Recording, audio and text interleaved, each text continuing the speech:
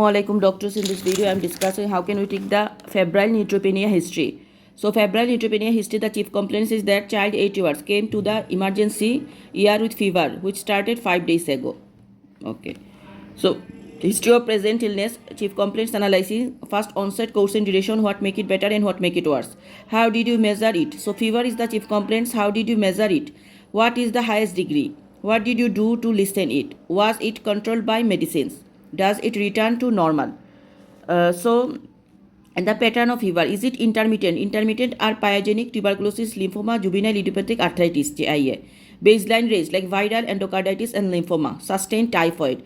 Days between malaria and lymphoma. Weeks between metabolic CNS, cyclic neutropenia and hyperimmunoglobulin D. Circumstances when fever appears, example exercise. Was it accompanied with rigors? Is it the same all the day? Does it increase by night? Is it associated with sweating? Sweating is associated with malignancy, tuberculosis and arthritis. Is it associated with skin spots, joint pain? If yes, analysis of the each concern. Then weight loss, change in appetite, daily activities, sleep, any unusual sweating in days with no fever, any other concerns, any chronic conditions. So again, we are analyzing the chief complaints, that is fever for 5 days is the complaint. So when the onset of the fever, course, durations, anything make it better, anything make it worse. Then how did you measure it? What is the highest degree? What did you do to lessen it? Was it controlled by medicines? Does it return to normal? Then pattern, if it is the fever is intermittent, then it is maybe pyogenic, tuberculosis, lymphoma, juvenile idiopathic arthritis. Baseline rates, then viral endocarditis and lymphoma. Sustained is typhoid. Then days between malaria and lymphoma. Week between is metabolic, CNS, cyclic neutropenia and hyperimmunoglobulin D. Circumstances when fever appears, example exercise. Was it accompanied with rigors? Is it the same all day? Does it increase by night? Is it associated with sweating, malignancy, tuberculosis and arthritis? Is it associated with skin spots, joint pain? If yes, analysis of each concern. Then weight loss, change in appetite, daily activities, sleep, any unusual sweating in days with no fever, any other concerns, any chronic conditions. Then we are going the systemic review. So first hematology, any pallor, bleeding, bruising, recurrent bug. Then MSK, any skin spots, swollen neck, glands, lumps, bone pain, painful joints, bluish discoloration of the gums or nails, change in hair and nail. CNS about the headache, weakness, numbness, abnormal movement, unusual walk, change in mood, any concern about vision, red eye, hearing or speech. Chest about the coughs and colds, runny nose, nasal discharge, chest pain, noisy breathing, history of asthma and recurrent chest bugs. GIT about the increased tummy size, tummy pain, loose poo, throwing up, oral soreness, lips cracked, anal soreness and yellow eyes. CVS about the awareness of the heartbeats, fainting episodes, chest pain and exercise intolerance.